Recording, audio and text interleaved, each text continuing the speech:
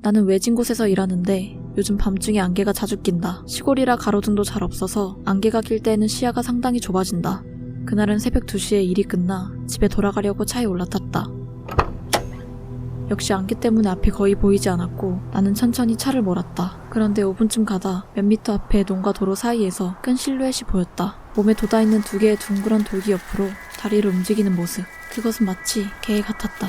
하지만 저런 큰 개가 있을 리 없었다. 어느새 그것이 차 라이트 근처로 다가오자 나는 보고야 말았다. 그것은 개가 아니었다. 머리카락이 하나도 없는 알몸의 사람이었다. 개의 눈처럼 보였던 둥근 돌기는 바로 2개의 머리였다. 몸의 오른쪽 반과 왼쪽 반이 달라붙어 한 몸을 이룬 기형의 모습이었다. 그것은 잠시 라이트를 응시하더니 순식간에 안개 속으로 사라져버렸다. 그 후로 나는 안개가 끼는 날엔 그 길은 피해 다니고 있다. 혹시 몇 년 전 고등학생이 차에 치여 사망한 사고도 그 안개 인간에게 쫓겼던 거로 생각하면 무서워서 견딜 수가 없다. 나는 낡은 다세대 주택의 5층 원룸에 살고 있다. 산지 1년쯤 되자 언제부터인가 옥상에서 저벅저벅 사람이 걷는 소리가 들리는 것이었다. 하지만 별것이 아니라고 생각해 그다지 신경은 쓰진 않았다. 그런데 어제 뭔가 고장났는지 옥상에 올라가기 위해 수리공이 왔다. 수리공은 좀 시끄러울 것이라면서 나에게 양해를 구해왔다. 나는 그에게 말했다. 옥상에서 발소리가 나더라고요. 혹시 뭐가 있는지 보고 알려주세요. 그러자 수리공은 얼굴이 사색이 되어 돌아갔다. 문제는 그날 밤에 일어났다. 내가 화장실로 향하자 마치 내 뒤를 밟는 듯한 발소리가 옥상에서 들려왔다. 왠지 무서워져서 환기용으로 열어두던 창문을 닫으려 다가갔다. 그런데 창문의 잿빛 유리에 고개를 숙인 사람의 그림자가 비치는 것이었다. 나는 너무 놀라 바로 화장실에서 뛰쳐나왔고 집주인에게 전화했지만 전혀 믿어주질 않았다. 난 지금도 이사가지 못한 채 여전히 이 집에 살고 있다. 오래전 부동산 쪽 일을 하던 무렵 어느 고객이 빚 때문에 급하게 2층짜리 주택을 내놓은 적이 있었다. 상태가 꽤 좋은 집이었는데 한 가지 이상한 것이 있었다. 2층 가장 안쪽 방에 웬 검은 캐리어 가방이 놓여 있었던 것이다. 이미 계약서에 남아있는 물건의 처리도 포함되어 있었던 터라 나는 폐품 회수업자에게 연락해 검은 캐리어를 수거해 가도록 했다. 그런데 그날 밤 캐리어를 수거해 간 업자가 전화를 해왔다. 캐리어를 열어 안에 뭐가 들었는지 나에게 보고하겠다는 것이었다. 우당탕 공구로 작업하는 그와 통화하는 사이 잡음이 심해지더니 갑자기 웅성거리는 소리가 들렸다. 그에게 혹시 옆에 누가 있느냐 물었지만 혼자라는 대답만 돌아왔다. 얼마 뒤 그가 조금만 있으면 열리겠네요 라고 말하자 웅성거리던 소리와 잡음이 한순간에 싹 사라졌다. 너무 무서워 그냥 가방을 안 여는 게 좋겠다고 말하라는데 아 열렸다 하는 목소리가 들렸고 그 길로 전화가 끊겼다. 황급히 다시 걸어봤지만 업자는 결코 전화를 받지 않았다. 사실 난 어두워지기 전에 일을 마치고 싶었다. 그 기분 나쁜 집에 또 가야 하니까. 평소처럼 우편물을 그 집 창에 찔러 넣으려는데 쾅! 하고 커다란 게 부딪히는 소리가 났다. 그 검은 것은 사람이었다. 머리카락이 긴 여자. 불투명한 창문 유리를 통해서도 알 수 있었다. 난 도망쳤다. 그리고 배달을 전부 마칠 때쯤 문득 생각했다. 방금 그건 누군가가 여자에게 해코지한 건지도 몰라. 범죄가 아닐까 싶어 일단 우체국 상사에게 보고했다. 하지만 상사의 대답은 내 예상 밖의 것이었다. 그 집 반년 전에 이사했잖아. 몰랐었나? 결국 난 몇 주간 잘못 배달된 우편물을 가지러 가야만 했다. 반쯤 열린 문틈으로 보니 우편물이 잔뜩 쌓여 있었다. 하지만 여자는커녕 사람의 흔적조차 없었다. 내 망상이었나 싶어 불투명한 창 유리로 눈을 돌리자 거무칙칙한 손자국이 찍힌 채 피가 뚝뚝 흘러내리고 있었다.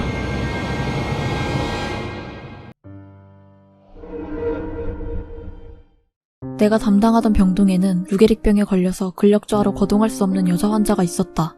그녀와 대화할 때면 글자가 하나하나 적혀있는 작은 화이트보드를 사용해야 했다. 환자가 시선을 옮기면 그 시선을 따라 글자를 읽어가며 겨우 의사소통하는 것이다. 어느 날 한밤중 그녀가 간호사 호출을 눌렀다. 나는 그녀의 개인 병실에 찾아가 무슨 일인지 묻고 보드를 향한 시선을 주시했다. 방에 누군가 있어. 방에 누군가 있어. 읽다가 너무 무서워진 나머지 그만 뛰쳐나오고 말았다. 그러자 호출이 다시 다급하게 울렸다. 움직일 수도 없는데 거기 남겨진 그녀가 얼마나 두려울지 차마 상상할 수 없지만 나 역시 무서워 다시 돌아갈 수 없었다.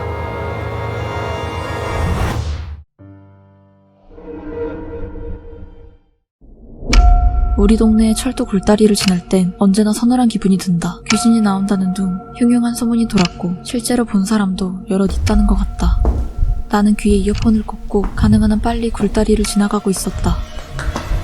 두려움이 조금 가라앉을 무렵 앞을 보니 가로등 근처에 아이가 서 있었다. 아이를 주시하며 걸어갔다. 그런데 이상했다. 막상 와보니 가로등 주변엔 아무도 없는 것이다. 바로 여기 아이가 있었는데 꺼림칙하다 싶었지만 다시 걸음을 옮겼다. 그러자 이번엔 정확히 1m 정도 앞에 아까 그 아이가 나를 보며 서 있었다. 그 얼굴을 지금도 잊을 수가 없다. 코가 없었다. 입술도 없었다. 위쪽이가 드러나 정말로 괴상한 모습이었다. 눈을 비비고 다시 보니 아무것도 없었다. 어떻게든 여기서 도망쳐야겠다는 생각이 든 순간 등 뒤에서 아이 목소리가 들려왔다. 놀자. 직장 때문에 처음 서울에 올라와 혼자 생활하게 되었을 무렵이었다. 낯선 타향살이와 회사에서 이리저리 치이다 보니 어느새 내 머릿속엔 부정적인 생각만이 가득 차 있었다. 회사에서 받은 스트레스와 외로움 때문에 하루하루 고민이 늘어났고 점차 극단적인 생각까지 하게 되었다. 어느 밤 나는 정말 목숨을 끊기로 마음먹었다. 유서를 쓰고 손목을 긋기 위해 칼에 손을 댄 순간 핸드폰 벨소리가 울렸다. 할머니 전화였다. 눈이 나빠 혼자서는 전화 못 거시는데? 처음엔 연락을 좀 하라느니 일은 괜찮냐느니 이야기를 늘어놓으시다 갑자기 이렇게 말했다. 기운이 없는 것 같구나. 감기라도 걸렸니? 할미는 이제 살 날도 얼마 안 남았으니 대신 아프게 해달라고 부처님께 빌어주마. 그러니 아무것도 걱정하지 마. 밥 꼭 챙겨 먹고. 나는 칼을 던져버렸고 밖에 나가 잔뜩 밥을 사먹고 돌아와 잤다. 아침에 확인해보니 핸드폰은 진동 모드인 채였다.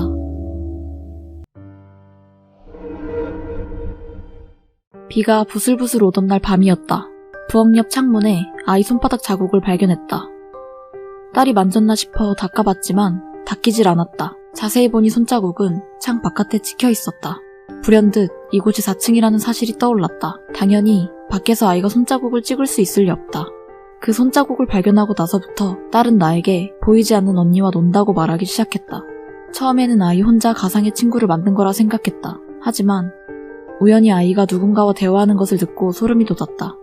결국 급하게 무리해서 집을 옮겼다. 그리고 수소문을 통해 신부님을 소개받았다. 신부님의 이야기로는 종종 아이들이 무심코 령을 끌어들이는 경우가 있다고 한다.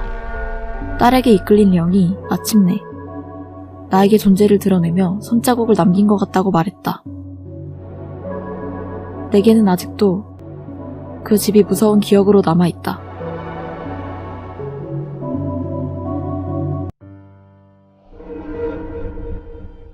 지인의 소개로 어느 회사에서 사진 편집 아르바이트를 하게 되었다. 그닥 어렵지 않은 일에 보수도 후한 편이라 운이 좋다고 생각했다. 첫날 PC가 한 대 주어졌고 담당자가 설명해줬다. 미리 들은 대로 사진 일부를 잘라내거나 수정하는 작업이었다. 아, 그리고 혹시 말인데 그게 찍혀있으면 지워버려. 담당자는 설명을 마치고 자기 책상으로 돌아갔다. 그거라니? 그의 말이 선뜻 이해가 안 갔지만 작업을 진행하다 보니 금방 알게 되었다. 사진 속 어두운 곳에 눈만 덩그러니 보인다던가 발밑에 수상한 그림자 등등 체감상 5-6장에 하나는 그게 섞여 있었다. 처음에는 꺼림칙했지만 한동안 작업을 계속하니 익숙해져 갔다. 심령사진을 고쳐나가는 사이 나는 뭐라 설명할 수 없는 느낌이 들었다.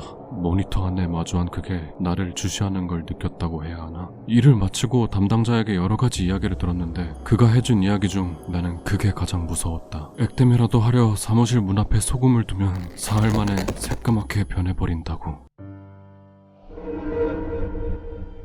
여행의 취미인 나는 여름휴가 때 이곳저곳을 짧게 돌아다니곤 했다. 휴가의 마지막 날 저녁, 나는 혼자 사는 원룸으로 돌아왔다.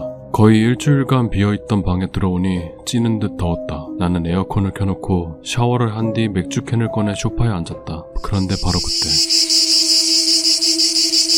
하는 소리가 방 안에 엄청나게 울려 퍼졌다. 반사적으로 소리가 난 방향을 본 나는 눈을 의심했다. 벽에 매미가 10마리 정도 붙어 있었던 것이다. 기분이 나빴다. 하지만 딱히 벌레가 무섭지는 않았다. 도대체 어디서 들어온 것일까? 화장실의 환기구? 나는 벽에 붙어있는 매미에게 다가갔고 곧 온몸에 소름이 돋는 것을 느꼈다. 매미들 한 마리 한 마리가 벽에 핀으로 꽂혀 있었던 것이다. 소리를 냈던 녀석 외에 다른 놈들은 이미 죽어 바싹 말라 있었다. 우선 경찰을 불렀다. 경찰은 매미마다 죽은 상태가 다른 걸 봐선 누군가 며칠 동안 집에 있었던 것 같다고 했다. 그리고 아직 살아있는 매미를 보면 아마도 그날 아침까지도 집에 머무르고 있었던 것 같다고. 오래전 친구와 함께 뒷산 깊은 곳 폐가에 간 적이 있다. 우리는 잠시 망설이다 폐가 안을 탐험하기 시작했다. 이 방 저 방 둘러봤지만 딱히 별것은 없었다. 그냥 낡은 벽장이 하나 있을 뿐이었다. 나는 호기심에 벽장의 문을 열었다. 그런데 안에 웬 여자가 등을 돌리고 앉아 있었다. 생각도 못한 광경에 나는 공포보다는 당혹감에 사로잡혔다. 벽장 문에 손을 댄 순간 여자가 갑자기 뒤를 돌아보았다. 지금도 확실히 기억하고 있다. 그 여자 얼굴을. 눈에는 눈알이 없어 마치 검은 구멍 같았고 기괴하게 벌린 입안에는 이빨이 없었다. 게다가 얼굴 전체에서 피가 흐르고 있었다. 나는 비명을 지르며 친구를 버리고 도망쳤다. 집 앞에 도착했을 때는 조금 냉정을 되찾았고 애써 아무렇지도 않은 척하며 집에 들어갔다. 그런데 내 방 옷장에서 이상한 소리가 들리는 것이었다. 조용히 옷장 쪽으로 눈을 돌리니 살짝 열린 문 틈새로 눈알이 없는 눈이 나를 바라보고 있었다.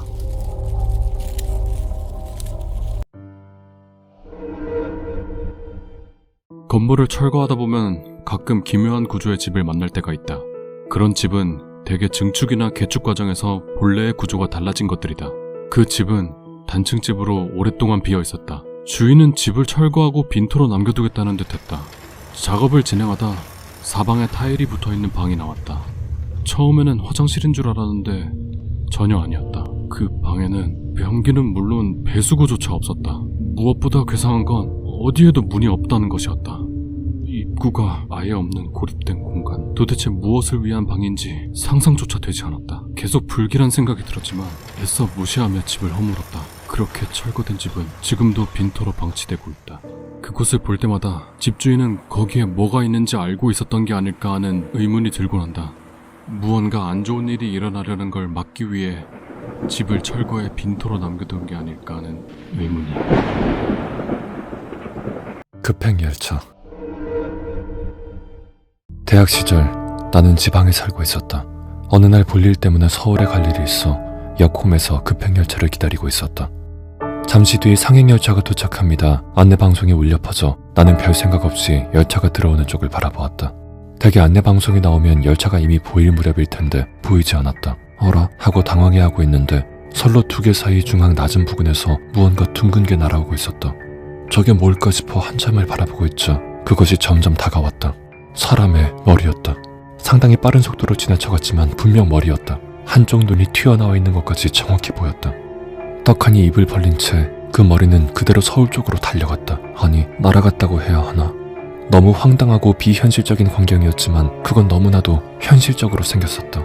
그렇기에 더 어안이 벙벙해서 나는 멍하니 서 있었다. 잠시 뒤 불현듯 안내방송이 나왔다. 서울행 급행열차가 들어오고 있습니다. 한 걸음 물러나 주십시오. 장난감 가면.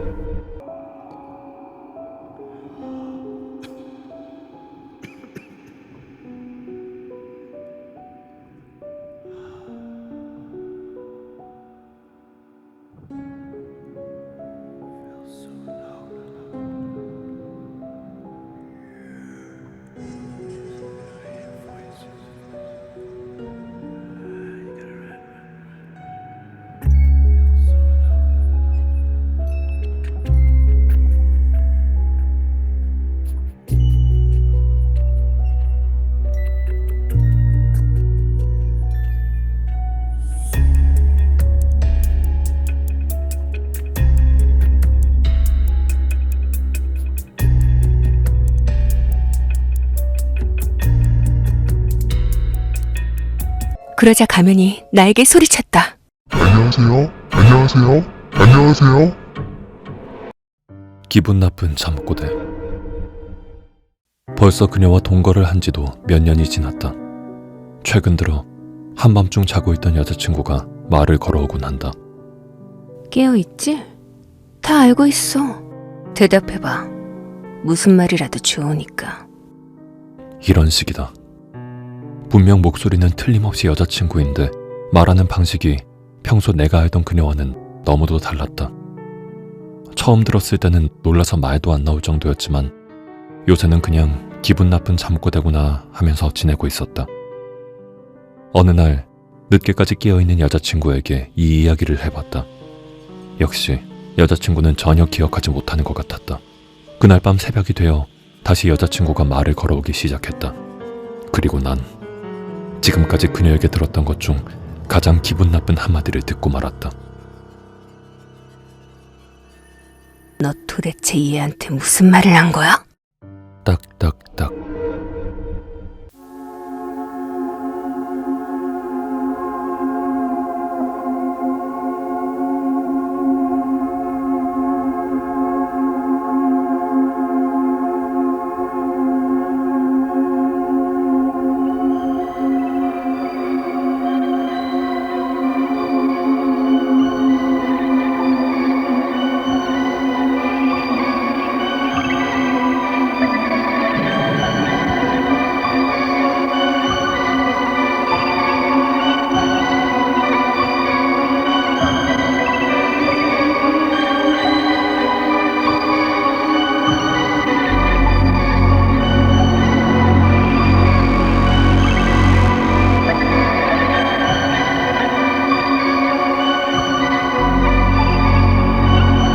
오늘 새벽 2시경 효성공원 남자 화장실의 환기창을 들여다보고 있던 신원미상의 여성 검거. 중고차의 비밀. 과거 난 중고차 경매장에서 일했다. 평소처럼 차량 경매가 끝나고 며칠 후 갑자기 고객에게서 전화가 왔다. 사실 중고차 거래다 보니 크고 작은 클레임은 많을 수밖에 없었다. 워낙에 잦은 일이라 매뉴얼도 있었고. 그런데 이번에 걸려온 전화는 달랐다. 수화기 넘어 들려오는 목소리는 분노가 아니라 어딘지 모를 두려움에 가득 차 있었다. 차 안 룸미러에 여자가 비쳐요. 순간 무슨 소리인지 이해가 안 갔다. 장난 전화인가 싶기도 했고. 하지만 그렇다고 끊어버릴 수도 없어 일단 이야기를 끝까지 들어보기로 했다. 너무 기분 나빠서 이 차 그냥 반품하고 싶어요. 잘못 본 게 아니라니까요. 결국 우리 쪽에서 반품을 받아들이면서 상황은 일단락됐다. 반품된 차는 간단한 점검을 마치고 곧바로 다른 중고차 판매점으로 팔려갔다. 영구차로 사용된 이력은 여전히 숨긴 채. 룸미러의 여자가 비치는 그 차는 지금도 어딘가를 달리고 있을지도 모른다. 내 몸은 내가 지켜야 하니까. 요즘 우리 동네는 거의 매일 저녁 괴한의 칼부림 사건이 일어나고 있다. 이런 일이 기하급수적으로 증가하니 경찰도 별 도움이 안 되기 시작했다. 매일 야식을 사러 가는 게 일상인 나는 만일을 대비해 칼을 주머니에 넣고 다녔다. 내 몸은 내가 지켜야 하니까. 오늘도 늦은 밤 편의점에 갔다. 아무도 없는 길을 홀로 걸어 돌아오는데 불현듯 뒤에서 발소리가 들려왔다. 혹시 괴한? 분명 나를 앞질러 가서 배를 찌르러 들 거야. 나는 주머니 안에 든 칼을 꽉 쥐었다. 마침내 놈이 내 앞을 지나가고 표정 없는 눈이 천천히 나를 바라봤다. 나는 위험을 감지하고 한 발 먼저 칼을 휘둘렀다. 오늘 밤에만 벌써 4번째다. 이런 흉악 범죄는 도대체 언제쯤 끝나려나. 모지방의 해변 마을에 언젠가부터 여자아이의 출산율이 높아졌다. 어쩌다 사내아이가 태어나면 심각한 기형아였고 마을엔 멀쩡한 남자가 사라져갔다. 인구 불균형으로 소멸이 다가오자 사람들은 이성이 마비되었고 우연히 마을에 흘러들어온 남자 여행객을 술에 잔뜩 취하게 만들어 젊은 여자들에게 아이를 가지도록 했다. 그 후 쓸모가 없어진 남자들은 자고 있는 사이 죽여 토막내놓 태어난 기형아들과 함께 바다에 버렸다. 그렇게 수년간 바다에 시체를 버리자 어느 날 바다에서 괴물이 나오기 시작했다. 물고기에 사람 손발이 달린 듯한 기괴한 모습의 반어인은 밤마다 사람을 잡아먹었고 그렇게 채 일주일이 못 되어 해변 마을의 인간은 모두 소멸당하고 말았다. 가끔 남편 같은 게 집에 온다. 출장 중이라 돌아올 리가 없는데도. 남편이 캐나다로 출장 갔을 땐 통화하고 5분이 지나 다녀왔어 라며 집에 왔었다. 그 통화만 아니었다면 의심조차 못했을 정도로 남편 그 자체였다. 하지만 그건 어느샌가 사라져버린다. 식사를 준비하거나 시선을 돌리면 연기처럼 사라지는 것이다. 결혼하기 전부터 동거했지만 이런 일은 없었는데 어쩌면 지금 사는 집이 문제인지도 모르겠다. 이젠 슬슬 진짜 남편도 의심하게 될 정도다. 참다 못해 남편에게 말해봤지만 믿어주질 않는다. 내가 착각하고 있는 거라면 그나마 마음이 편할지도 모르겠다. 하지만 착각이 아니라면, 혹시 남편으로 가장한 다른 무언가라면, 언제 또 바뀌어버릴지도 모른다고 생각하면 정말 무서워진다. 친구 중에 여자들에게 기생하며 돈이나 뜯는 한심한 녀석이 있다. 가끔 보면 매번 다른 여자와 함께 있었다.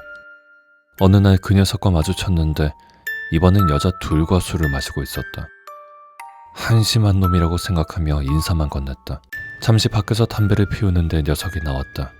어쩐 일인지 곁에 여자가 한 명뿐이었다. 나는 무심코 나머지 한 명은 어딨냐 물었다. 녀석은 이상하다는 듯 힐끗 쳐다보고 걸어갔다. 그런데 갑자기 여자가 고개를 돌려 나를 보더니 눈을 크게 뜨고 입을 쩍 벌린 채 웃는 것이었다. 하도 기괴한 광경이라 나는 그대로 얼어버렸다. 하지만 가만히 보니 그뿐만이 아니었다. 그녀는 아까 본 여자들과 전혀 다른 창백한 얼굴을 하고 있었다. 그 후 10년이 지난 지금 녀석은 아직도 행방이 묘연하다.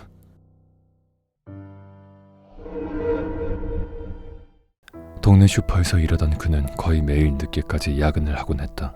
이런 그의 야근에는 사실 이유가 있었다. 동료 중 좋아하는 사람이 있었기 때문이다.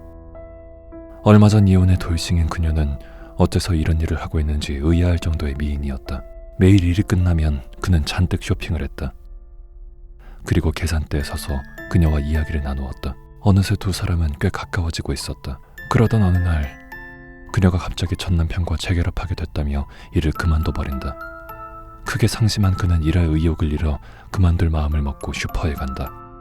그런데 언제나 그녀가 했던 계산대에 웬 기분 나쁜 인상의 남자가 서 있는 게 아닌가. 남자는 씩 웃더니 대뜸 그에게 다진 고기 팩 하나를 건네며 말했다.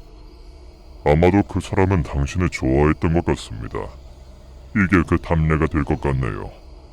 고기 팩 안을 자세히 보니 그녀가 항상 손가락에 끼고 다녔던 반지가 들어있었다.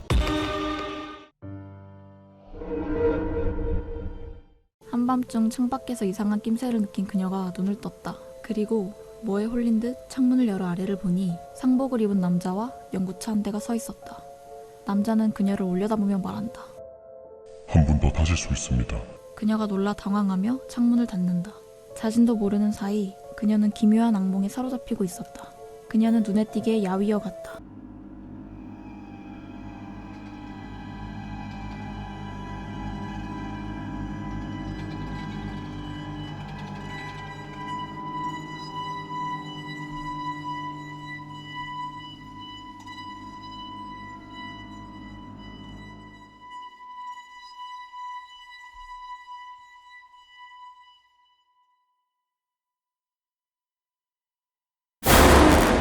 친구의 질문은 굉음과 비명의 순식간에 지워졌다. 엘리베이터를 지탱하는 와이어가 끊어져 탑승자 전원이 사망한 것이다.